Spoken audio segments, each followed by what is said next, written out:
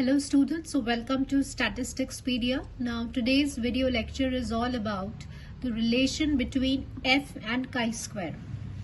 Now what do you mean by f statistic? F statistic जो है वो आपका chi-square से related है, and you all know that f जो है it is a ratio of the two independent chi-square variates divided by the respective degree of freedom. So in the previous lecture हमने इसका density function obtain किया था f का. अब f और chi square का हमें रिलेशन फाइंड आउट करना है. तो सबसे पहले हमने डेंसिटी फंक्शन लिख दिया यहाँ पे f डिस्ट्रीब्यूशन का. Then you know that the beta m comma n that is gamma n upon gamma m plus n होता है. तो ये जो डिनोमिनेटर में है आपका, इसको हमने gamma n upon gamma m plus n लिख दिया. ऐसे ही आपका जो ये वाला टर्म है nu one by nu two, उसको स्प्लिट कर दिया. ठीक है, थोड़ा सा हमने इसको मोस्ट सिंप्लीफाइड फॉर्म में इस एक्सप्रेशन को ले आए हम. So students, first we will apply the limits separately. अभी हम nu two tends towards infinity apply कर रहे हैं. तो एक तो इस एक्सप्रेशन में और एक ये वाला एक्सप्रेशन, दोनों को हम इवेल्युएट करेंगे. Now see we have one formula क्या है?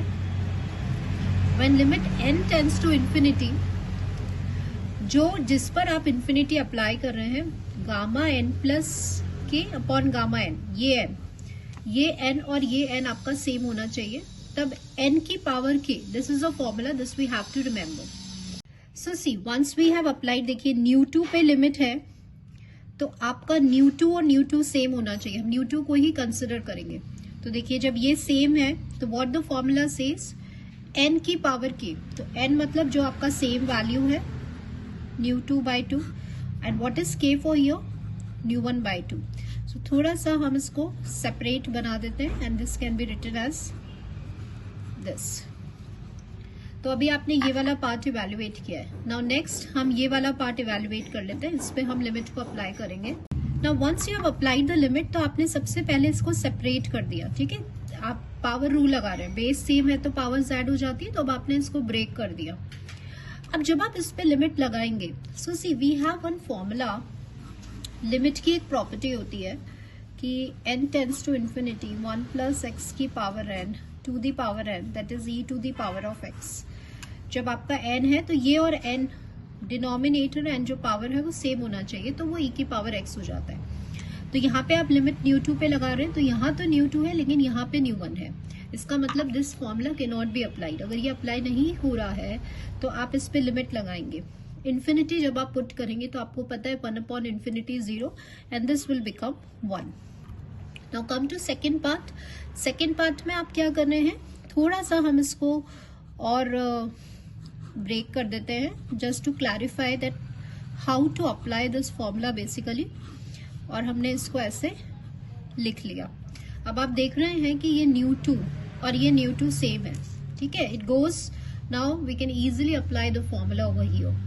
तो e to the power x में अब ये आ जाएगा. And what is x over here, it is nu one f, और आपका 1/2 बाहर चल रहा है. So how it can be written, so e to the power x अपना क्या था, न्यू वन f, और 1/2 था, तो ये आपका ये आ गया. So now we have evaluated this part also. इसमें न्यू वन है तो इसको हम एज इट इज रखेंगे. इसको, ये आपका टर्म देखो इससे कैंसिल हो जाएगा ये वाले पार्ट से. तो now we will substitute these values, ठीक है, इन दिस इक्वेशन नंबर 1 में. And remember one thing, that here I have expressed this formula as so. ठीक है, ये मैंने, आप देख रहे हैं ये फॉर्मूले को, I can write it more neatly, इस फॉर्म में लिखा है. ठीक है, प्रोबेबिलिटी की टर्म्स में, जिसे आप कहते हैं CDF की टर्म में लिखा है. ना what's the reason, I will tell you right now. तो जहां न्यू वन f है वहां पे आपको chi स्क्वायर सब्सटीट्यूट करना है. जैसे अभी अभी इस फॉर्मूले में आपका न्यू वन f आया है, तो न्यू वन f की जगह आपको क्या पुट करना है, chi square by 2. So this is the final answer. Now we will put all these values in equation number 1. So let's do it. So now in this equation 1 by 1 we will start putting the values. Now देखिए क्या है, जब आप value put करेंगे तो क्या, this will remain as it is. This part I am writing as it is.